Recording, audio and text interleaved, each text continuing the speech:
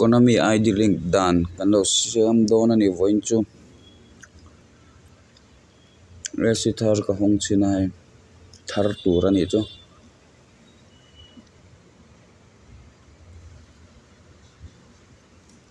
Konami ID link dan kha thiam lo kha om ve thaya thiam to tan ho viau ma sang a thiam lo tan a thiam tan chili soi ngai lo a thiam lo tan kan soi don ni chu a thiam to sa tan pona like thei thawa te chu a thar ani wang teng ne ne chu thiam tu ra ngai e si hon thiam lo tan pon na kan la tiang dual apps man dan te po hindu chuan ka soi thei to ma se in thiam ve kian ka ring dawa soi en a hen ka en lo dawa le chu tiang ami tan a dwa tang kai vak tur a siam kan lo ni lo bok ne mani thil vel ham da nan phone te bozing in thila bozing ve se mo kai ma bi ka hen nekina en le thaya om te hi thabe ekate chumi wanga anti mei chu kan ya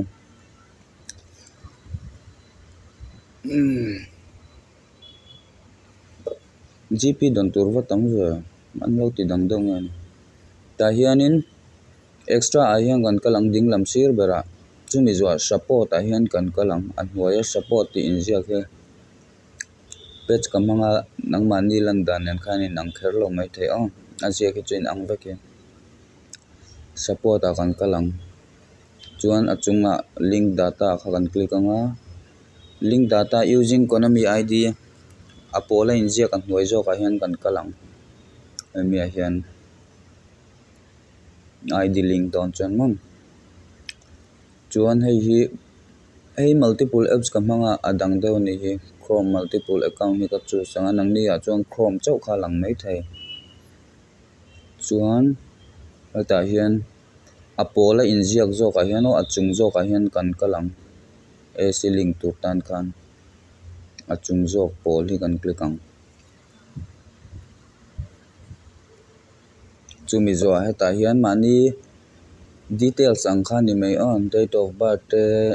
email gmail ti vel ang te kha password te poni ve kang chung mani du dani na man thei ve ka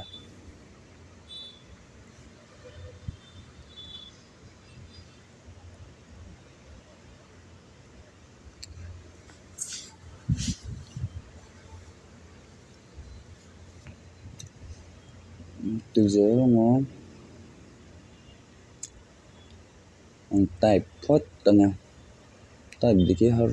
la hal mo tero puise mit that lo na in hu phachi lo mai the ma sengin a type tur kha chu in semeng in kalanga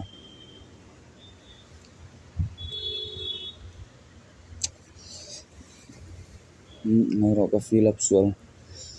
tik tur ka tik kim lai ne mala ha thak thu kan chu thalenga email le password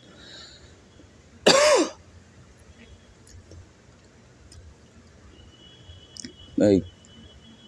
an huaya receive email tin huai by checking ti te click ve tu ni hi chuan send code ta kan kalang katik ang ho gi chin mu phatura ka ngai send code a send vu me he in mu thayam chuan heta hian code zianga ni he hi in gmail a lo thleng don ni chu khami gmail in chut eng lo kha in gmail in vakalanga khami code thleng khain ba enang lo thleng eng hei hi net a chak lo chuan ha te ngai deuh thin o ma rei te ngai ve thin a changin ka link thei lo te khain lo ti le ringa tanga chuan code kan chunga chumi zo next a kan kalanga finish ani mai dual apps na tho hi nei omania tiangen om ve je lut thalenga tikhan ki data successfully atikhi tikhan ein link ti nania ein link chon hei link to Konami data ID kha tikwa a hriat theina olsam chu clubhouse a kan kalanga chumi zo achievement a kan enang za hi somnga coins kan don chuan tikhan kan click keu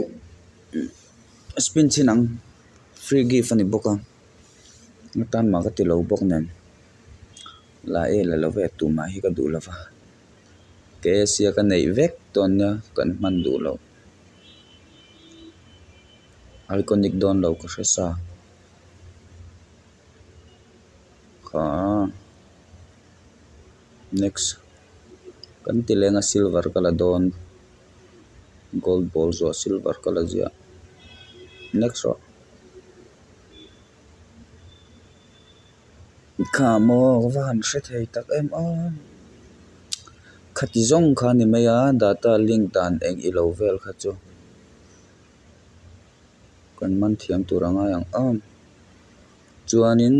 video te lo like in lo subscribe ve ula sang khat kan tlin page on live thei don ni chu